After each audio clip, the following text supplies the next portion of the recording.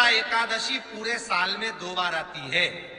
एक श्रावण के महीने में आती है, दूसरी कोषाधिक्रम में आती है। श्रावण के महीने की जो पुत्रदा एकादशी होती है, ये संतान की वृद्धि करने वाली होती है। शंकर जी के मंदिर में जाकर, भगवान शिव के मंदिर में पूजन करके घी का 1 कटोरी में घी और 1 कटोरी में खीर शंकर के सामने रख देते हैं। भगवान शंकर के मंदिर पर चौखट पर घी का दिया लगा देते हैं। शंकर जी की चढ़ी हुई 1 बेलपत्र साथ में रखें और 1 बेलपत्र को उठाकर शंकर जी के मंदिर की चौखट पे ही बैठ कर चबा चबा कर खा लेते हैं। जो 1 बेलपत्र लेकर आए हैं वो अपने पति को खिला देते हैं। कहते हैं पुत्रदा एकादशी के दिन ये कर लेने पर संतान की प्राप्ति हो जाती है, पुत्र की प्राप्ति हो जाती है। ये वो एकादशी जिसके घर में कमाने वाले 2-4 हैं, पैसा तो आ रहा है और घर में टिक नहीं रहा, डॉक्टर में, पुलिस में, एक्सीडेंट आदि में, कहीं गलत जगह पर व्यसन में अगर पैसा जा रहा है, जुए में, मांसाहार, मदिरा पान, या कहीं आया पैसा आने में कमी नहीं, आ रहा है पर टिक नहीं रहा, रुक नहीं रहा। कोई मांगने आ गया, दे दिया, फिर वहां से अपने पास नहीं आ रहा, अपन कह रहे हैं भैया हमारा पैसा लौटा दो, नहीं आ रहा। तो महाराज शिव महापुराण की कथा कहती है एकादशी के दिन गंगा के जल में मात्र 7 बेलपत्री डालकर जो नंदीश्वर भगवान अर्थात जो शंकर जी के शिवलिंग के सामने नंदी होता है, उस नंदी के चरण पर गंगा का जल चढ़ाकर बेलपत्री शिव पर समर्पित कर देता है, उसके घर में रुपया रुकना चालू हो जाता है। फिर वो गलत जगह पर नहीं जाता, गलत स्थान पर वो धन जाएगा ही नहीं। बेटा अगर व्यसन में पड़ा हुआ है, मदिरा पान में पड़ा हुआ है, मांसाहार में, जुए आदि में जा रहा है, तुम्हें लग रहा है कि मेरा बेटा गलत मार्ग पर जा रहा है, ये मित्र दोस्ती गलत हो रही है, वो सही जगह पर आ जाए।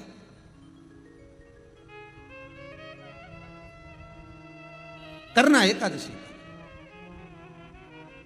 कई लोग इसको धन के लिए भी करते हैं, संपदा के लिए। संपदा के लिए अर्थात जिसका व्यापार नहीं चलता, जिसके घर में पैसा नहीं आता, या नौकरी नहीं लग रही, या सर्विस नहीं लग रही, आप अप्लाई कर रहे हो, जगह जगह जाकर इंटरव्यू भी दे रहे हो और पैसा नहीं आता, तो उसके लिए भी प्रयास किया जाता है। पर उसके लिए यहाँ पर जो धन के लिए करते हैं, उसके लिए विष्णुपदी के लिए करते हैं। मतलब जैसे गंगा के जल में तुलसी के 11 पत्ते डाले जाते हैं।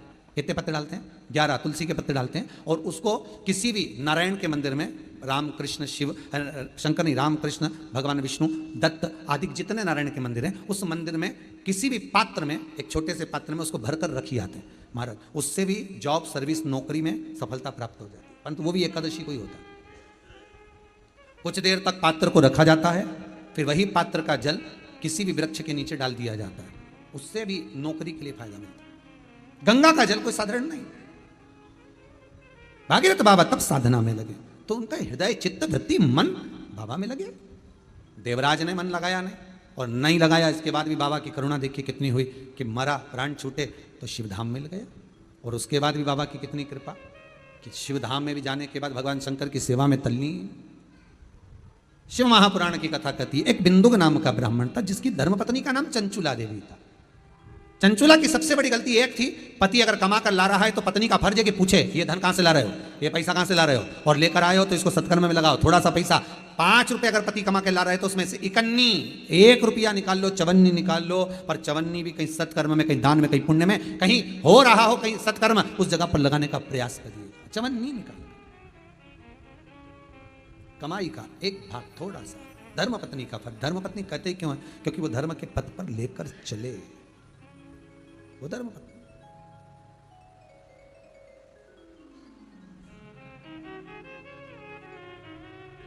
पैसा, धन ज्यादा आने लगे तो पत्नी को कहना चाहिए कि देखो थोड़ा बहुत मेरा मन है, शिव महापुराण की कथा हो जाए, या फिर कहीं सत्कर्म में लग जाए, कहीं ब्राह्मण भोज, साधु भोज, सन्यासी भोज, गुरु जन में, संत जन में, साधु जन में, तपस्वी जन में कहीं लग जाए। ये धर्मपत्नी है। जहां धर्म जुड़ा हुआ हो वो धर्म। महाराज चंचुला देवी ने पूछा नहीं, पति आ रहा था धन चुरा कर लेकर, पानी में गिर गया, मर गया, प्राण छूट गया। पहले भी शिव पुराण में कहा 3 तरह से मरे हुए व्यक्ति की गति नहीं है, उसको मोक्ष नहीं है। पहला, पानी में डूब कर मरा हुआ। दूसरा, सर्प के डसे से मरा हुआ। तीसरा, स्त्री के हाथ से, नारी के हाथ से मरा हुआ व्यक्ति, इसकी गति नहीं है। मोक्ष नहीं है इसका। इनकी गति केवल एक है, वो है शिव महापुराण की कथा। अगर कोई पानी में डूबकर मर भी गया है तो उसके परिवार का, उसके कुल का व्यक्ति अगर एक बार शंकर की कथा भले यहां आकर ना सुने, टीवी के सामने भी बैठकर सुन रहा है तो भी वो फल देगा, मोबाइल पर सुन रहा है तो भी वो फल देगा। एक अंश हम माताओं से निवेदन करते, बार बार कहते हैं, स्त्री के गर्भ में अगर कोई कुंवारी अवस्था का मर गया, 3 महीना, 4 महीना, 6 महीना, 8 महीना, या जन्म लेने के बाद कुंवारी अवस्था में कोई शांत हो गया हो, कोई मर गया हो, तो महाराज हम बार बार कहते हैं कि जिंदगी में एक बार शिव महापुराण की कथा का रसस्वादन अवश्य करें। जिससे क्यों? क्योंकि शिव पुराण में, अन्य पुराणों में स्पष्ट कहा गया है, कुंवारी अवस्था में मरने वाले का ना तो पिंड होता है, ना तर्पण होता है, ना तिलांजलि होती है, ना ब्राह्मण भोजन करे तो उसका भाग मिलता है, उसको उसका लाभ नहीं मिलता। भले तुम तिलांजलि करो, तर्पण करो, कुछ भी करो, उसका भाग नहीं मिलेगा। उसको भाग कम मिलता है जब उसके परिवार का कोई व्यक्ति शिव महापुराण की कथा का रसस्वादन कर लेता है, कथा श्रवण कर लेता है। कथा सुनने के बाद उसको पिंड भी मिलने लगता है, ब्राह्मण भोज भी मिलने लगता है, उसको सारा सुख प्राप्त होने लगता है, वो जीव की गति हो। यदि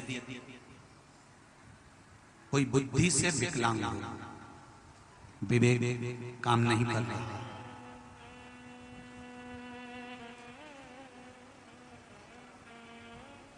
अगर विवेक काम ना कर रहा हो, माइंड से कोई कमजोर हो, तो जब स्वधा के नाम से आप शंकर भगवान को जल समर्पित करें,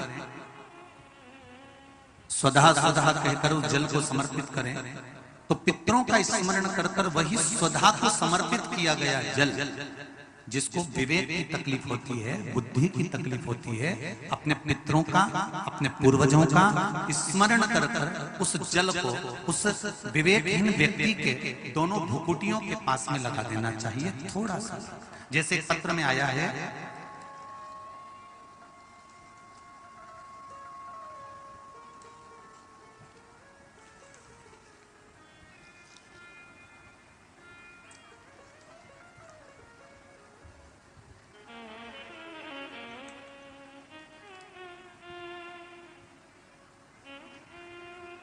अमन मिश्रा 24 घंटे यहां पर सेवा दे रहे हैं। कहीं हैं अमन मिश्रा? आप ही हैं? एक बार दोनों हाथ लगा दे। श्री शिवाय नमस्ते। मेरी छोटी बहन मानसिक रूप से असंतुलित है। विज्ञान की सहायता से हर वह कदम उठाया गया जो उठाना चाहिए, सारे चिकित्सकों को दिखाया गया, सारी दवाइयां कराई गई, पर कोई लाभ नहीं मिला। सिर्फ और सिर्फ अगर कुछ थोड़ा सा लाभ देख पाया हूं अपनी बहन पर, तो बिलपत्री मैंने अपनी बहन को सेवन कराना प्रारंभ करा, जिससे अब उसमें थोड़ा सा लाभ देख पा रहे हैं। सही आपने लिखा है पत्र, दोनों हाथ मिला दीजिए। हर हर बैठो बैठो बैठ। कहां से हो बाबू? यही सिमरी के? बाबा की कृपा हो। अगर मेरे बाबा ने थोड़ा सा भी हाथ पकड़ा है, सारे मेडिकल को दिखाने के बाद भी अगर थोड़ा सा लाभ भी, इंच मात्र का भी अगर दिया है मेरे शंकर ने, तो ये जान लेना, मैं तो यहां तक कहूंगा कि आप अगर शिव महापुराण की कथा तक पहुंचे हो, या आस्था चैनल पर शिव महापुराण की कथा सुन रहे हो, या फेसबुक यूट्यूब पर टाइम निकालकर अगर शिव महापुराण की कथा सुन रहे हो, तो ये मेरा विश्वास कहता है कि शंकर भगवान ने तुम्हारा हाथ पकड़ लिया है, अब वो डूबने नहीं देंगे, ये निश्चित है। कौन आता है असेंबली अर्चन में इतनी दूर अपने अपने गांव से?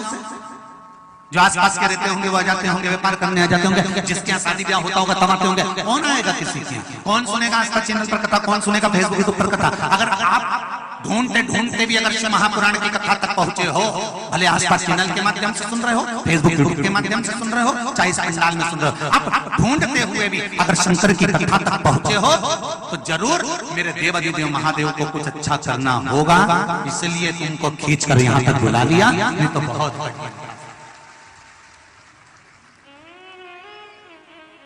कहीं मेरे देवादिदेव महादेव को करना होगा। इंच मात्र भी अगर थोड़ा सा उसने हाथ पकड़ा है तो वो कृपा जरूर करेगा, वो जरूर कृपा करेगा।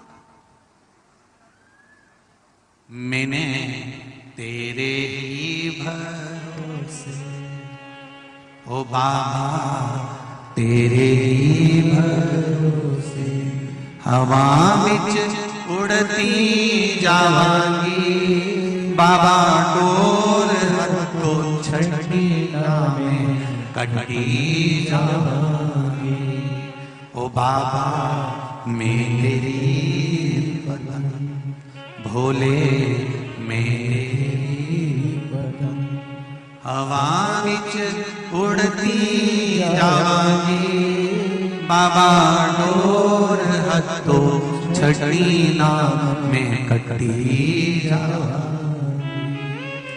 शिव ने अगर हाथ पकड़ा है मेरे शेषकर ने, मेरे ओघड़दानी ने, मेरे त्रिकालदर्शी ने, मेरे कैलाशी अविनाशी ने अगर हाथ पकड़ा है तो वो छोड़ेगा नहीं।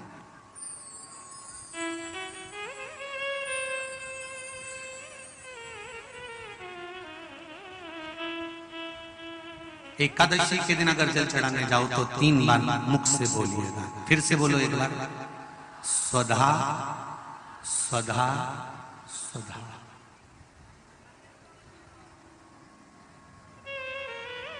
ज्यादा पितृदोष हो, ज्यादा तकलीफ चल रही हो, बहुत ज्यादा कष्ट में हो तो शिव मंदिर में बैठकर या घर के मठ का परिंदा या पूजन वाली जगह पर बैठकर 12 श्लोक का सुधा स्तोत्र का पाठ भी कर सकते। ये पार्वती जी की नानी जी सुधा।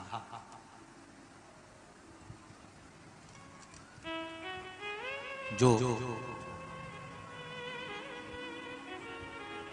भगवान शिव का अभिषेक करना, पूजन करना, अर्चना करना, मंत्र जाप करना, स्मरण करना, नित्य प्रति शिव पूजन में डूबी रहना, इनका एक ही काम था।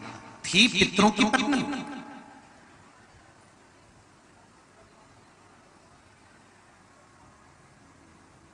हैं पितरों की पत्नी, पर भक्ति में इनका बल बड़ा प्रबल था। एकादशी व्रत का सबसे पहला नियम है कि आप जिस दिन व्रत करो उसके एक दिन पहले भक्ति का संचार इस हृदय में कर लो।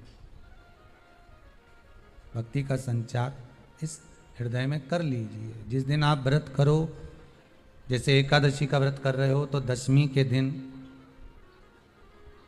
शाम का समय जब आवे, रात्रि जब होने लगे, शाम का समय आवे और रात्रि का आप जब भोजन ग्रहण करो तो उस भोजन में कोई ऐसा पदार्थ ग्रहण मत करिए जिस पदार्थ के कारण आपकी एकादशी बिगड़ जाए।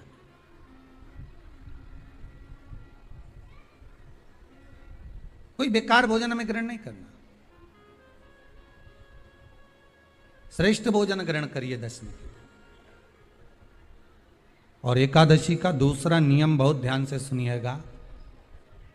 जिस दिन आपकी एकादशी का व्रत हो उस दिन प्रयास करिएगा कि अपने हाथ से किसी भी वृक्ष की कोई पत्ती टूटे ना।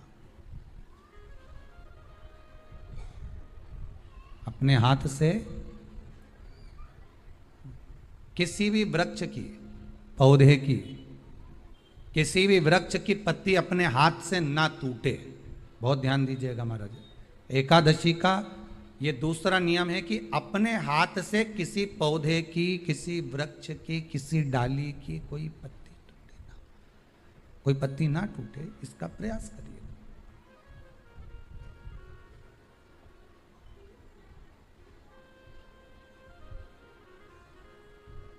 कितना सुंदर व्याख्यान कहा है, कितना सुंदर वर्णन है महाराज कि मात्र एकादशी का व्रत कर लेने पर, मात्र एकादशी का व्रत कर लेने पर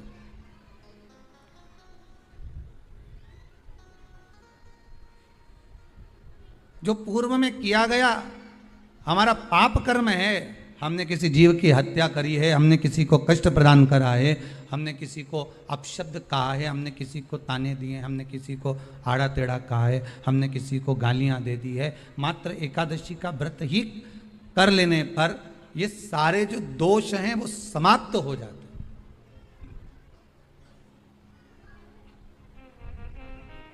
सारे दोष हमारे समाप्ति पर आ जाते हैं।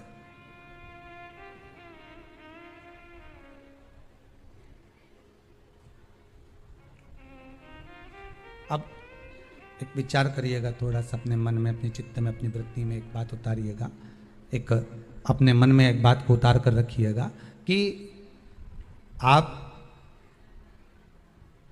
अपने पाप को, अपने पाप कर्म को जिस दिन छिन्न करने वाले हो, समाप्त करने वाले हो, अपने पाप को आप जिस दिन समाप्ति पर लेकर जा रहे हो, तो उसके एक दिन पहले आपको प्रसन्नता होना चाहिए कि नहीं होना चाहिए कि कल मेरा पाप कटने वाला है, कल मेरा पाप समाप्त होने वाला है।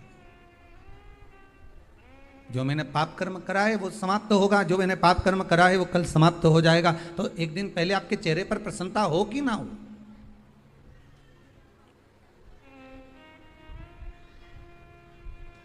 और चेहरे पर वो प्रसन्नता आपके आना चाहिए कि कल मेरा एकादशी का व्रत है, आज दशमी है, कल एकादशी का व्रत है, तो कल मेरी जब एकादशी का व्रत रहेगा तो मेरा ना जाने कितना कितना पाप, कितना असत्य, कितना झूठ, कितना प्रपंच वो समाप्त हो जाएगा। इसमें मुझे प्रसन्नता हो, इसमें मुझे आनंदता हो।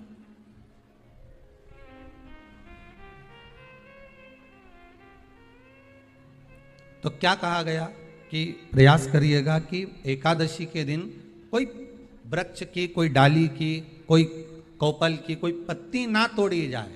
क्यों? तो कहा अगर उस पत्ती को हम तोड़ देते हैं, वृक्ष की पत्ती को या क्यारे में लगी हुई कोई डाली की पत्ती को हम तोड़ देते हैं तो एकादशी का पुण्य फल प्राप्त नहीं होता, एकादशी का कोई फल हमारे खाते में नहीं जाता, पुण्य फल प्राप्त। अब फिर भले तुम चाहे तुमने मोरधन खाया हो, चाहे तुमने फिर चिप्स खाई हो, चाहे तुमने फिर व्रत का कितना ही सामान खा गए हो और तुमने सोचा कि आज मेरी एकादशी है, तो फिर उसका कोई फल प्राप्त नहीं है, उसका कोई सुख प्राप्त नहीं है आपको, फिर उसका कोई आनंद प्राप्त नहीं है आपको, तो उसमें कोई आनंद की अनुभूति आपको नहीं मिली। एकादशी कौन है? कहां से प्रकटी है? माया? नहीं, एकादशी है कौन? क्यों इसकी इतनी प्रधानता है? क्यों इसकी पुण्यता है? ऐसा क्या है एकादशी में जो उसकी पुण्यता मानी जाए? कौन है ये जो भगवान नारायण तक एकादशी का व्रत करते हैं? सुभद्रा जी को भगवान जगन्नाथ ने, जगदीश ने एकादशी का व्रत कराया था। बद्रीनारायण भगवान को माता लक्ष्मी ने एकादशी का व्रत कराया था। क्यों? चंद्रायण एकादशी व्रत की माता। एकादशी है कौन? तो कहा जिसको व्रत करने पर भगवान नारायण भी जिसका व्रत करते हो, भगवान माता लक्ष्मी जिसका व्रत करती हो, वो एकादशी है कौन? तो शास्त्र वर्णन करता है महाराज, स्कंद पुराण का सुंदर चातुर्मास्य खंड के अंतर्गत वर्णन आया है महाराज। एक बार भगवान विष्णु आनंद में विराजमान थे, पद्मावती और माता लक्ष्मी दोनों उनके पास में विराजी हुई थी, दोनों बैठी हुई। भगवान लक्ष्मी और पद्मावती दोनों बैठी, एक सिर के पास, एक चरण के पास। कुछ समय बाद वहीं पर ब्रह्मदेव का आगमन हुआ और ब्रह्मा जी आगमन पाकर भगवान नारायण पद्मावती से लगकर उठे और उठकर लक्ष्मी की ओर झुके। झुकने पर इन तीनों के समागम से भगवान नारायण के हृदय चित्त से एक कन्या प्रकट हो गई। उस कन्या का नाम एका था। क्या नाम था? एका। अब 10 उसके गुण इतने प्रबल थे, वो 10 गुण उसके बड़े प्रबल थे कि वो एका जिसको निहारती थी उसको संपदावान बना देती थी, जिसको देख लेती थी उसके जीवन में वो आनंद की अनुभूतियां करा देती थी। एका जिस मार्ग से जाती थी उस मार्ग के द्वार खोल देती थी। एका का पुण्य इतना पुण्य प्रखर। पद्मावती और लक्ष्मी ने कहा महाराज ये बेटी आपके द्वारा निर्मित हुई है, इसका कन्यादान करना चाहिए। हमारे यहाँ हिंदू धर्म में रीति है जिस दिन कन्यादान करा जाता है उस दिन व्रत रखा जाता है। अब आजकल रखते कि नहीं रखते मालूम नहीं, पर कन्यादान करते समय व्रत रखा जाता है। व्रत रखना, एका का कन्यादान करना है। भगवान बोले कन्यादान करें, किसको दें? एका किसको दी जाए? एका प्रदान किसको करी जाए? पुण्यता किसको दी जाए? भगवान नारायण ने उसी समय लक्ष्मी और पद्मा से पूछा, तुम बताओ। पद्मा लक्ष्मी दोनों एका से पूछी, एका बताओ इसका पुण्य हम आपका हस्त कमल आपको प्रदान किसको करें, हम किसको दें? एका कहती है पिताजी, भगवान से कहती है नाथ कृपा करिएगा मेरे को, अगर प्रदान करना चाहती हो, अगर मुझे देना चाहते हो तो एक काम करो, एक काम करो। यदि आप देना चाहते हो तो भगवान एक काम, माता ने कहा कि पिताजी अगर कुछ देना चाहते हो तो ऐसी कृपा करो, संसार के मनुष्य अगर मृत्यु लोक में आकर के अंदर 2 एकादशी का भी पुण्य भाग अगर ग्रहण करते हैं तो ये एका उनकी होती है और वैकुंठ का राह खोल देती है। इनके जाने से पहले अगर मैं प्रवेश करती हुई जाऊंगी और इनके मार्ग को सुलभ बनाती हुई जाऊंगी। वो एका 10 गुण के कारण एका।